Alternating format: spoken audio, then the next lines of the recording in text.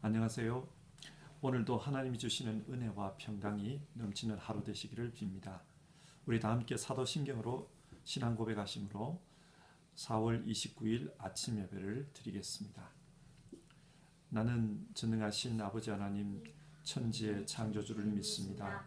나는 그의 유일하신 아들 우리 주 예수 그리스도를 믿습니다. 그는 성령으로 잉태되어 동정녀 마리아에게서 나시고 본디오 빌라도에게 고난을 받아 십자가에 못 박혀 죽으시고 장사된 지 사흘 만에 죽은 자 가운데서 다시 살아나셨으며 하늘에 오르시어 전능하신 아버지 하나님 우편에 앉아 계시다가 거기로부터 살아있는 자와 죽은 자를 심판하러 오십니다. 나는 성령을 믿으며 거룩한 공교회와 성도의 교제와 죄를 용서받는 것과 몸의 부활과 영생을 믿습니다. 아멘. 찬송가 488장, 옛날 찬송가 539장 1절을 부르고요. 같이 기도하겠습니다. 488장입니다.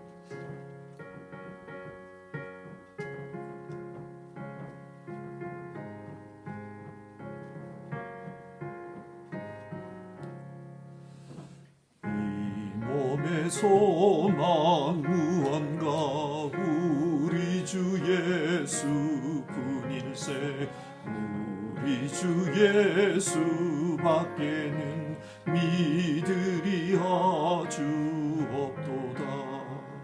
주 나의 반석이시니 그 위에 내가 서리라 그 위에 내가 서리라. 같이 기도하겠습니다.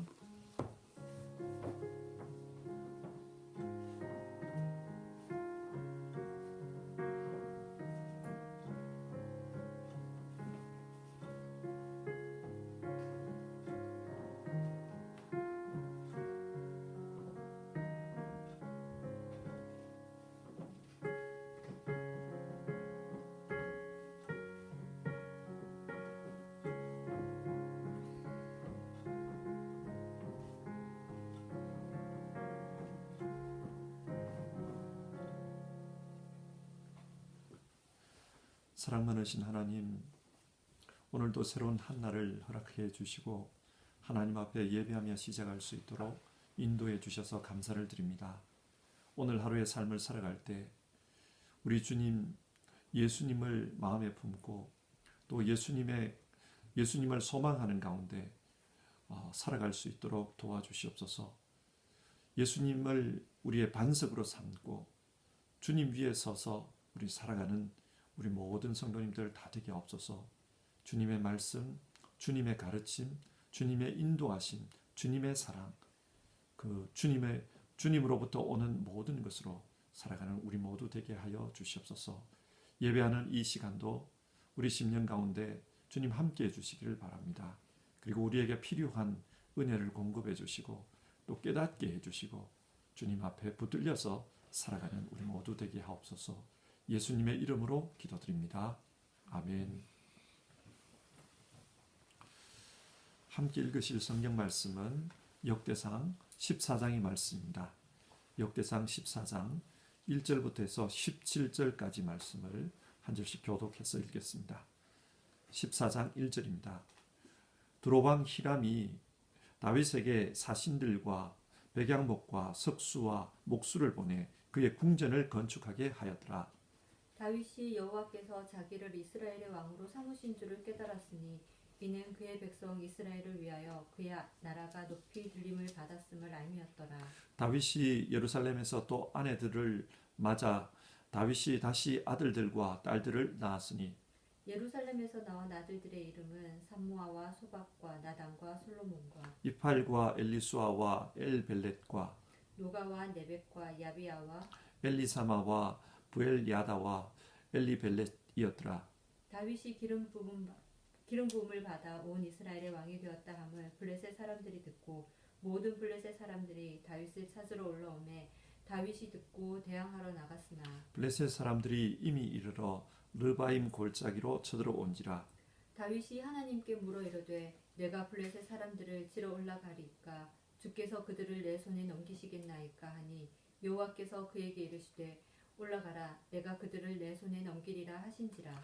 이에 무리가 바알브라심으로 올라갔더니 다윗이 거기서 그들을 치고 다윗이 이르되 하나님이 물을 쪼갰같이 내 손으로 내 대적을 흩으셨다 하므로 그곳 이름을 바알브라심이라 부르니라. 블레셋 사람이 그들의 우상을 그곳에 버렸으므로 다윗이 명령하여 불에 사르니라. 블레셋 사람들이 다시 골짜기를 침범한지라. 다윗이 또 하나님께 묻자온데 하나님이 이르시되 마주 올라가지 말고 그들 뒤로 돌아 뽕나무 숲을 맞은편에서 그들을 기습하되 뽕나무 꼭대기에서 걸음 걷는 소리가 들리거든 곧 나가서 싸우라. 너보다 하나님이 앞서 나아가서 블레셋 사람들의 군대를 치리라 하신지라.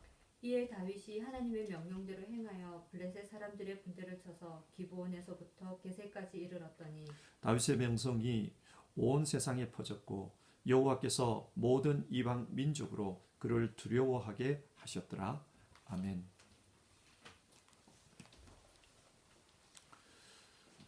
오늘 본문은 다윗이 하나님으로부터 복을 받은 이야기입니다. 역대기는 이스라엘의 역사를 기록한 성경 말씀입니다.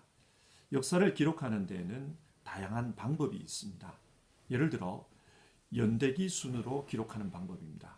몇 년, 몇 월, 며칠 무슨 일이 있었다. 그리고 그 다음 날은 무슨 일이 있었다.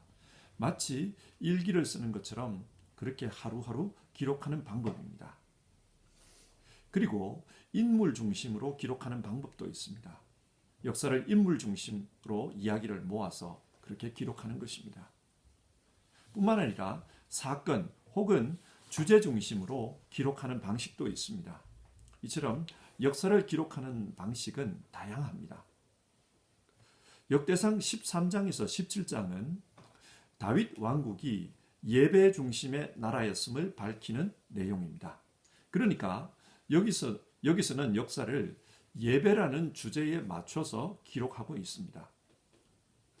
오늘 본문만 떼어서 생각하면 예배와 전혀 상관이 없는 내용입니다. 다윗이 복을 받은 내용입니다. 하지만 이 본문은 단락 전체의 주제에 맞춰서 이해해야 합니다. 그래야 성경의 본 뜻을 바로 이해할 수 있습니다. 자, 그러면 오늘 본문 내용을 함께 살펴보도록 합시다. 오늘 본문은 세 가지 내용으로 구성되어 있습니다. 첫 번째 내용은 1절과 2절인데요. 다윗의 궁전에 대한 이야기입니다. 두로왕 히람이 다윗에게 백향목 궁전을 지어주었습니다. 백향목 궁전이란 이스라엘에는 없는 귀한 자재로 지은 아주 화려한 집을 의미합니다. 그런데 두로왕 히람이 왜 다윗에게 백향목 궁전을 지어주었을까요? 본문 1절을 보면 두로왕 히람이 사절단과 함께 자기 나라의 석수와 목수를 보내 다윗을 위해 궁전을 지어줬다. 그렇게 기록하고 있습니다. 이것으로 봐서 사절단과 함께 왔다고 하니까 이것으로 봐서 외교적인 차원에서 궁전을 지어준 것 같습니다. 그런데 국제 외교에서 공짜란 없습니다. 이렇게 지어준 데는 그만한 이유가 있습니다. 두로는 페니키아 제국의 중요 도시 중 하나입니다. 흔히들 두로와 시돈 그렇게 표현을 하죠. 이 페니키아 제국을. 이 도시 국가는 당시 지중해 무역을 장악하고 있던 해상 강국이었습니다. 영토는 작지만 굉장히 강한 나라입니다. 어느 정도로 강했나? 나중에 북아프리카에 식민지를 만들 정도로 강했습니다. 그 식민지가 훗날 로마와 지중해 패권을 다투었던 북아프리카의 카르타고입니다. 그 정도로 두로는 경제력이 막강했던 나라였습니다. 그리고 이런 경제력은 해상 무역에서 비롯된 것입니다. 근데 여러분, 무역이 가능하려면 국제적 환경이 어떠해야 합니까? 평안해야 합니다. 만약에 주변 나라와 전쟁이 있거나 외교적으로 불편한 관계가 되면 무역을 할 수가 없습니다. 그래서 두로는 주변 강대국들과 사이좋게 지내려고 했던 겁니다. 그리고 이 차원에서 다윗에게 백양목 궁전을 지어준 겁니다. 자, 이것을 통해 알 수 있는 것은 당시 다윗 왕국의 위상이 크게 올라갔다는 것입니다. 생각해 보십시오. 별 볼 일 없는 이웃 나라에게 궁전을 지어주면서 우리 좋은 관계를 유지합시다. 그렇게 제안하겠습니까? 그렇지 않습니다. 다윗 왕국은 이제 국제 관계 속에서 무시할 수 없는 강국이 되었다. 그것을 나타내주고 있습니다. 근데 여러분, 다윗이 왕이 되고 얼마 지나지 않아서 바로 이렇게 국제적으로 강대국이 될 수 있었을까요? 그렇지는 않습니다. 신학자들은 오늘 본문 1절이 짧은 기간에 대한 보고가 아니라 꽤 긴 시간 이스라엘의 역사를 축약해 놓은 것이라 그렇게 봅니다. 자, 우리말로 성경을 읽으면요. 1절이 두로왕 히람이 이렇게 시작합니다. 하지만 히브리어로 보면요. 그리고 그가 보냈다. 그렇게 시작합니다. 좀 어려운 이야기지만 히브리어 문법에 바브 연속 미완료라는 게 있습니다. 이것은 그 구절의 내용이 앞절과 연결되어 있을 때 사용하는 문법입니다. 그러니까 오늘 본문 1절은 13장 14절과 연결해서 해석을 해야 된다는 말입니다. 자, 그러면 13장에서 무슨 내용이 나옵니까? 다윗이 언약궤를 예루살렘으로 옮기다가 하나님의 진노로 현장 담당자였던 우사가 죽습니다. 그것을 본 후 자기에게도 재앙이 내릴까 봐 두려워서 다윗은 언약궤를 가드 사람 오벳 에돔의 집으로 옮깁니다. 다윗의 계획은 실패한 것입니다. 그런데 언약궤가 오벳 에돔의 집에 머무는 동안 그의 가정이 복을 받았습니다. 하나님께서 오벳 에돔을 축복해 주셨습니다. 자, 이 내용에 연결해서 오늘 본문을 이해하라는 것입니다. 무슨 말입니까? 하나님께서 오벳 에돔을 축복하신 것처럼 다윗도 그렇게 축복해 주셨다는 뜻입니다. 다윗은 실패했습니다. 언약궤를 옮겨오는 이 계획이 실패했습니다. 실패의 이유에 대해서는 어제 말씀을 드렸습니다.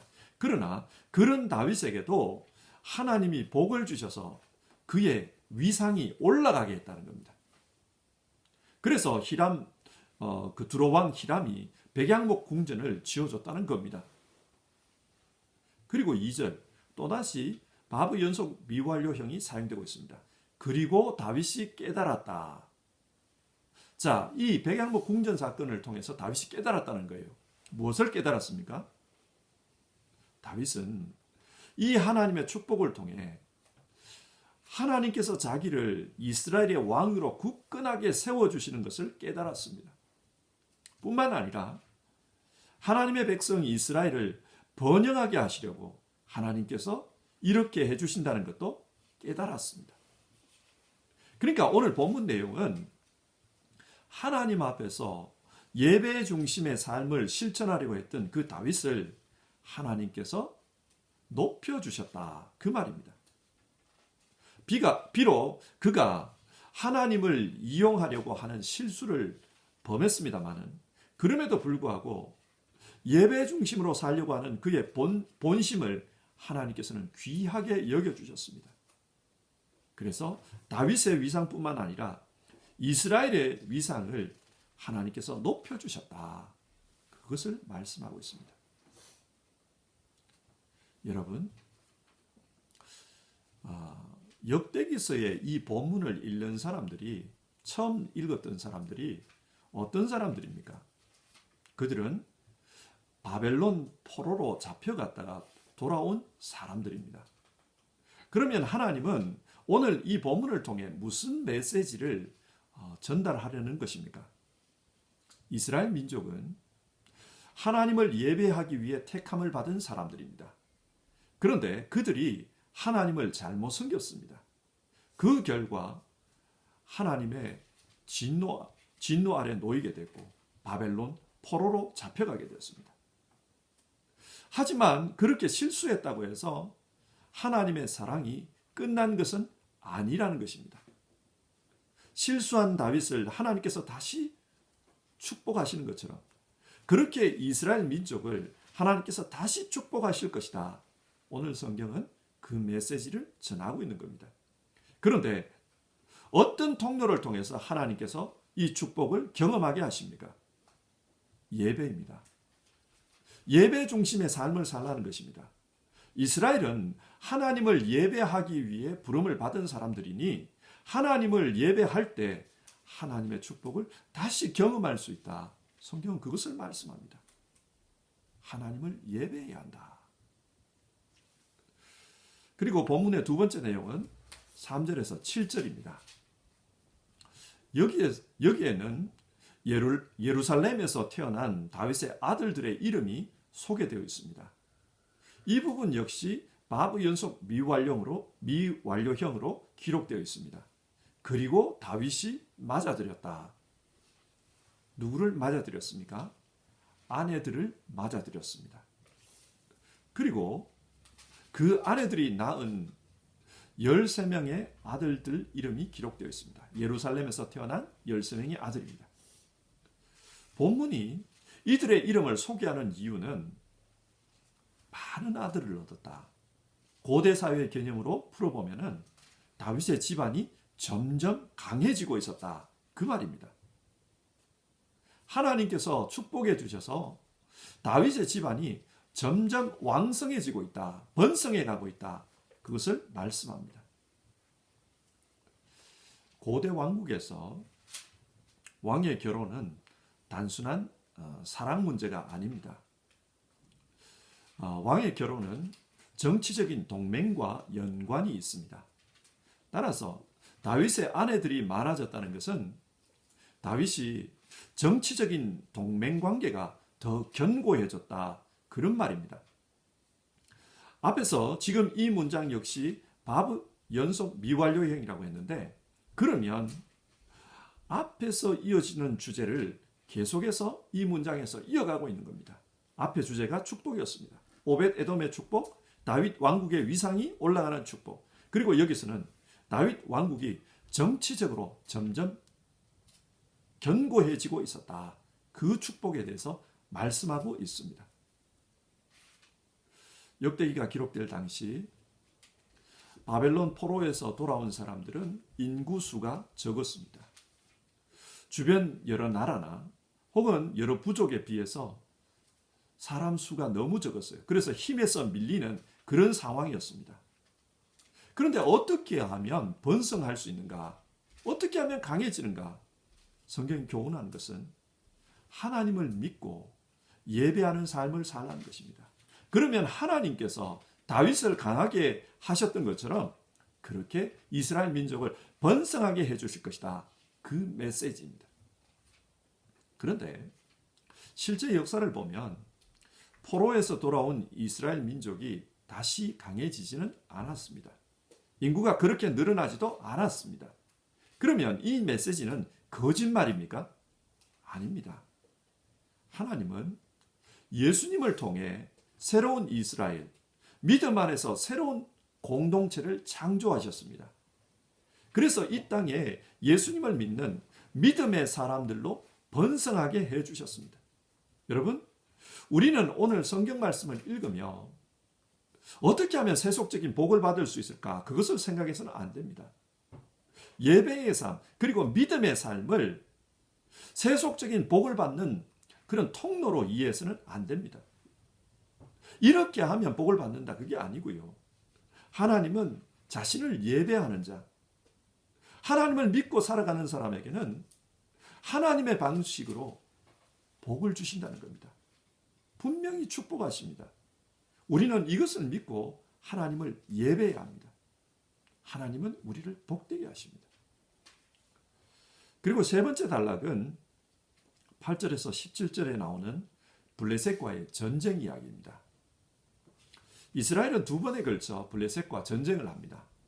첫 번째 전쟁은 다윗이 통일 이스라엘의 왕이 되었을 때 일어났다고 합니다. 여러분, 이때 블레셋이 왜 쳐들어왔을까요? 역사적 맥락을 보아야 합니다. 사울 왕은 그 길보아 산에서 블레셋과 전쟁을 하다가 죽었습니다. 그래서 사울이 죽고 난 다음에 이스라엘은 블레셋의 영향권 아래에 있었습니다. 이 상황에서 다윗이 헤브론으로 가서 왕이 되었습니다. 원래 다윗은 블레셋 그 가드 왕이 하사해 준 땅 시글락에서 살았다고 하지 않습니까? 그러니까 블레셋 입장에서 보면 다윗은 블레셋의 신하였습니다. 자신들의 신하로 있던 사람이 헤브론에 가서 왕이 되었다. 다윗을 통해서 식민 통치를 할 수 있는 거죠. 그래서 이들은 가만히 있었어요. 다윗을 통해서 이스라엘을 통제할 수 있겠다. 그렇게 생각한 겁니다. 그리고 이 북쪽 땅, 남쪽 땅은 다윗에게 그렇게 주었고 북쪽 땅은 블레셋이 직접 통치를 합니다. 아마 한 5년 정도 이 북쪽 땅을 통치한 것 같아요. 그런데 5년이 지난 후에 사울의 군대 장관이었던 아브넬이 사울의 막내 아들 이스보셋을 내세워 요단강 동편에 있는 마하나임에서 새로운 나라를 세웁니다. 이것으로 봐서 블레셋은 더 이상 이스라엘을 직접 통치할 수 없는 그런 지경에 이른 것 같아요.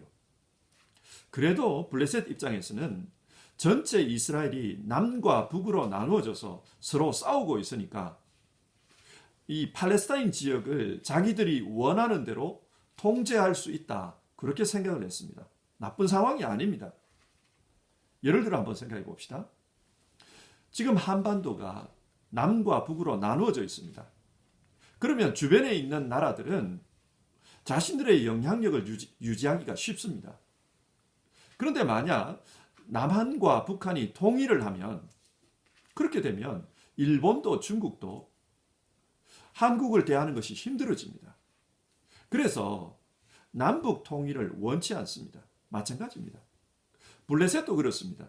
그래서 남과 북이스라엘이 서로 싸우는 것이 자기들에게는 좋았습니다. 그런데 다윗이 남과 북을 통일한 것입니다.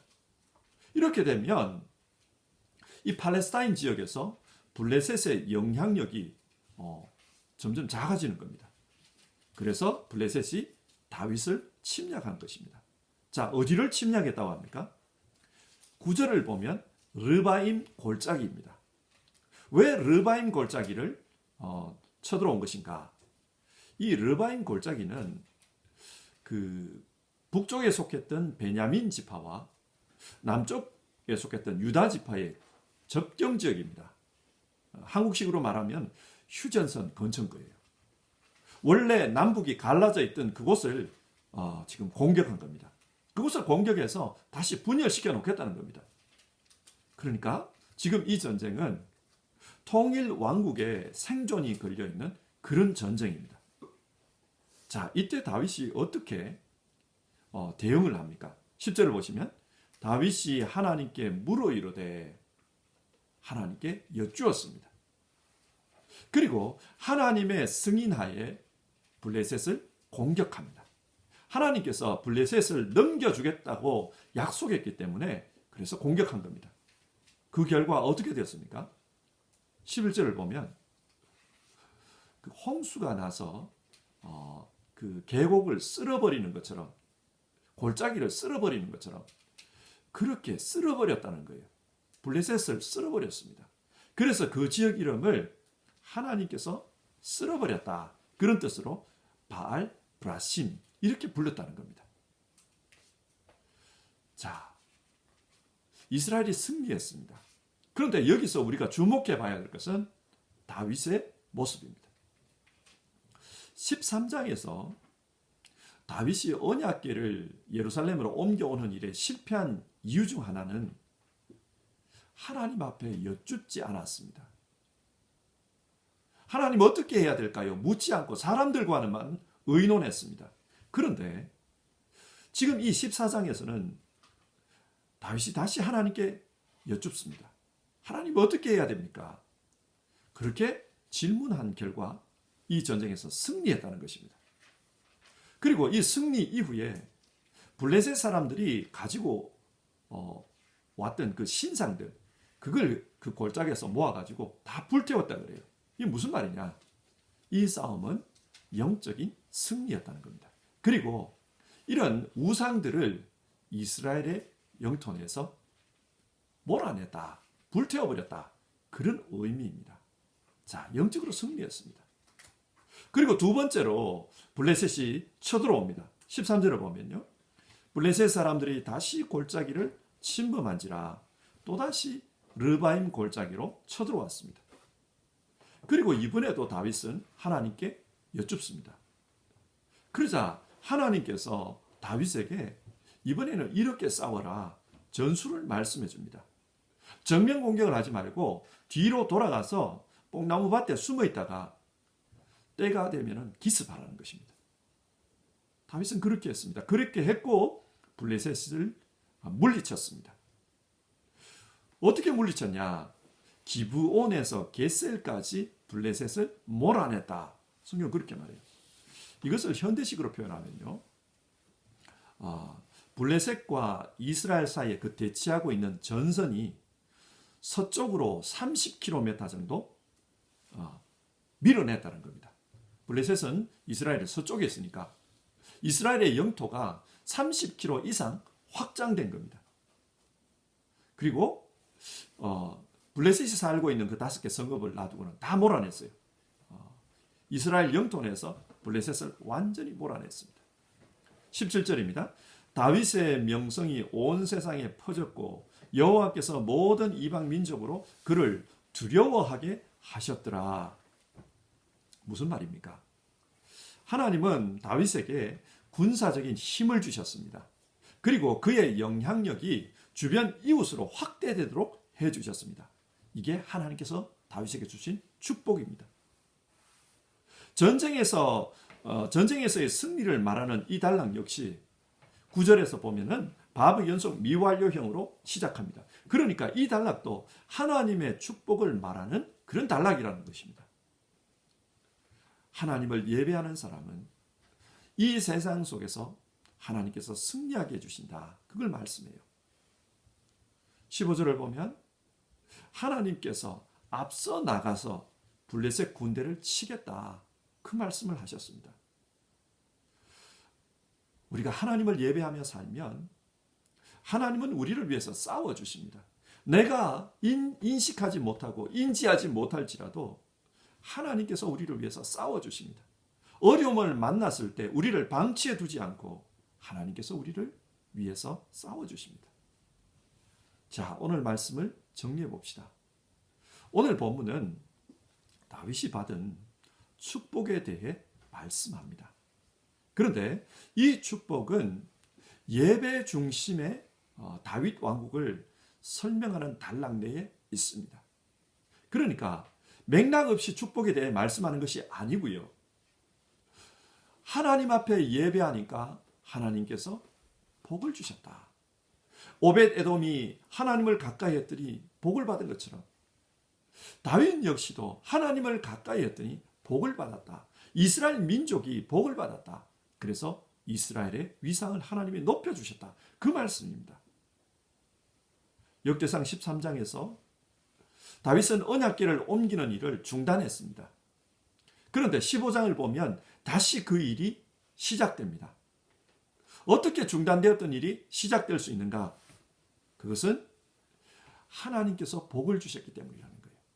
그 복을 주셔서 그걸 보고서 다윗이 용기를 내어 언약궤를 예루살렘으로 모셔올 수 있었다. 자, 이 이야기를 통해서 성경이 말하는 것은 하나님을 가까이 하는 사람, 하나님께 예배하는 사람, 그 사람을 하나님이 축복해 주신다는 겁니다. 이 말씀을 오늘 우리의 현실에 한번 적용해 봅시다. 하나님을 가까이 하는 것이 복의 비결이라고 했습니다. 교회 다니는 사람들 중에 어떻게 하면 하나님께 복을 받을 수 있을까? 그 비결에 궁금증을 가지고 있는 분들이 있어요. 그리고 이걸 악용하는 사람들도 있습니다. 헌금을 많이 해야 복을 받는다. 철야를 해야 복을 받는다. 금식을 해야 복을 받는다. 이렇게 해야 복을 받는다. 뭐 비법을 가르쳐 준다면서 그걸 말하는 사람들이 있어요. 그러나 성경 그렇게 이야기하지 않습니다. 그 사람의 중심이 정말 하나님을 사랑하고 그 사람의 중심이 정말 하나님을 예배하는 삶이라면 하나님께서 그 인생을 책임져 주신다는 겁니다. 그러므로 복 받는 비결에 목매지 말고 묵묵히 하나님을 예배하며 살면, 묵묵히 하나님을 가까이 하는 삶을 살면 하나님께서 그 사람을 복의 길로 인도해 주십니다. 성경은 우리에게 그것을 말씀합니다. 어려움이 생겼을 때 하나님을 가까이 하라는 겁니다. 하나님께 나아가서 여쭈라는 겁니다. 그러면 하나님께서 응답해 주시고 또 하나님께서 싸워 주십니다. 사랑하는 성도 여러분, 하나님을 믿는 것에 중점을 둡시다. 복 받는 것에 중점을 두는 게 아니라 하나님을 믿는 것에 중점을 둡시다. 하나님을 믿고 하나님을 예배하는 데 중점을 두면 하나님께서 그 사람을 복되게 해주십니다. 하나님이 주시는 축복은 때에 따라 다릅니다. 또 사람마다 다릅니다. 상황마다 다릅니다. 보십시오. 오늘 본문에 보면요, 다윗에게 여러 자녀를 주셨다. 그걸 복으로 이야기해요. 근데 다윗이 죽을 때가 되었을 때 어떻게 됩니까? 그 여러 안에서 얻은 자녀들 때문에 아들끼리 서로 죽이는 일들이 발생합니다. 무슨 말입니까? 하나님의 복은 상황에 따라 다르다. 때에 따라 다르다는 겁니다. 그래서 이런 복 받아야 되겠다. 그래서 그 비법을 해가는 것, 그건 의미가 없습니다. 하나님께서 그 상황마다 복을 주시고 때를 따라서 선한 길로 인도해 주시는, 그게 중요하지 다른 게 아닙니다. 그러므로 복 받기 위해서 노력하는 게 아니라 하나님을 열심히 믿기 위해서, 또 믿음으로 살기 위해서, 예배하기 위해서 그렇게 애를 쓰면 때를 따라 상황을 따라 합당한 복으로 하나님이 채워주신다. 그래서 그 결과 하나님의 영광이 나타나도록 하신다. 성경 그걸 말씀합니다. 자, 이것을 믿고 우리도 하나님 앞에서 결단해 봅시다. 다윗은 자신의 소원이 이거라고 말해요. 시편 27편 4절인데요. 주님, 나에게는 단 하나의 소원이 있습니다. 나는 오직 그 하나만을 구하겠습니다. 그것은 한평생 주님의 집에 살면서 주님의 자비로우신 모습을 보는 것과 성전에서 주님과 의논하면서 살아가는 것입니다. 다윗의 소원은 한평생 주님의 집에 사는 것, 주님과 의논하면서 사는 것, 즉 하나님께 예배하고 하나님을 가까이 하면서 사는 것이 자기 소원이라고 했습니다. 우리도 이런 소원으로 살아갑시다. 그러면 하나님께서 우리의 삶을 복되게 하실 것입니다. 자, 함께 기도하고 함께 찬송하고 기도하겠습니다. 찬송가 23장입니다. 찬송가 23장 1절과 3절을 부르겠습니다. 23장은 옛날 찬송가로도 23장입니다. 1절 3절입니다.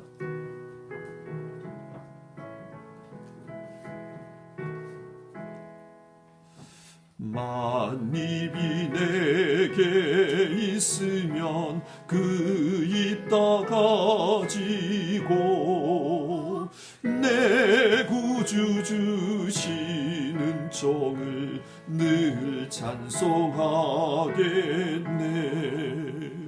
내 주의 귀한 이름이 날 위로하시고 이 귀의 음악 같으니 참 희락되도다. 같이 기도하겠습니다. 오늘 우리가 살펴본 하나님의 말씀은 하나님을 예배하며 사는 사람에게 하나님께서 주신 복에 대한 말씀입니다. 다윗은 하나님을 믿는 가운데 때로는 잘못을 행했습니다. 그래서 베레스 우사, 그 불행한 사건이 일어났죠. 그러나 하나님은 다윗의 본심을 아셨습니다. 내 평생 소원은 한 가지, 하나님을 가까이 하고 하나님을 예배하며 살겠노라. 하나님은 다윗의 그 본심을 아셨습니다. 그래서 그에게 재앙을 돌이켜서 다시 복을 주십니다. 예배하며 사는 것이 축복의 통로다. 늘 하나님께 가까이 합시다. 하나님께 질문하고 또 하나님과 의논합시다. 그러면 하나님께서 우리를 영광의 길로 인도해 가실 것입니다. 이 시간 결단하며 기도합시다. 하나님, 나도 다윗처럼 한 가지 소원으로 살고 싶습니다.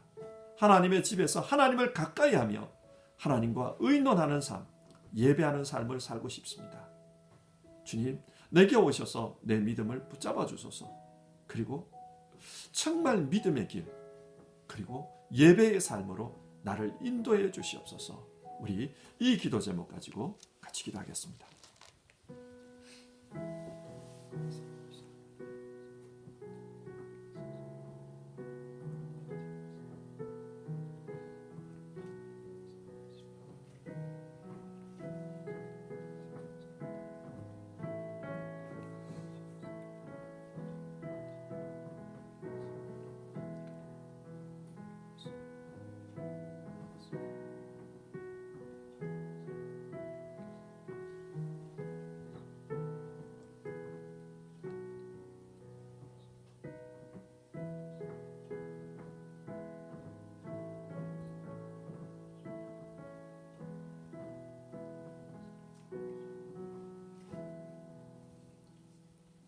하나님 아버지, 오늘 말씀을 통해서 하나님을 가까이 하는 것, 그리고 하나님을 예배하는 것이 우리 인생의 복이라고 그렇게 말씀 나눴습니다. 다윗이 하나님을 섬기는 가운데 베레스 우사 사건을 만났습니다. 그의 잘못된 생각으로 하나님 앞에 징계를 받았지만 그러나 그 징계가 영원하지 않았습니다. 하나님께서 또다시 다윗을 복되게 하셨습니다. 다윗에게 복을 주신 이유는 그의 한 가지 소원, 하나님께서 그 소원, 그 중심을 보셨기 때문입니다. 내 평생 소원은 주님 가까이 하는 것입니다. 내 평생 소원은 하나님을 예배하며 사는 것입니다. 하나님 집에서 하나님과 의논하며 사는 것입니다. 하나님께서 그것을 보고 축복해 주셨습니다. 하나님, 우리도 다윗과 같이 살기를 원합니다. 우리 모두 하나님을 가까이 하는 사람으로 살고 또 하나님을 믿는 가운데 하나님의 전에서 살아가는 우리 모두 되게 하옵소서. 세상 사람들은 복받기 위해서 비결을 찾습니다. 그러나 우리는 비결이 아니라 예배하며 살게 하시고 예배하며 사는 가운데 하나님이 인도하심을 받는 그 축복의 길을 가게 하옵소서. 우리 성도님들 오늘 하루도 정말 하나님 나라는 예배의 인생이 되겠습니다. 하나님을 가까이 하는 인생이 되겠습니다. 하나님의 집에서 살겠습니다.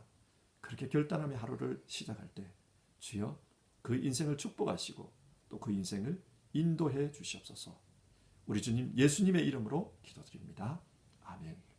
하늘에 계신 우리 아버지, 아버지의 이름을 거룩하게 하시며 아버지의 나라가 오게 하시며 아버지의 뜻이 하늘에서와 같이 땅에서도 이루어지게 하소서.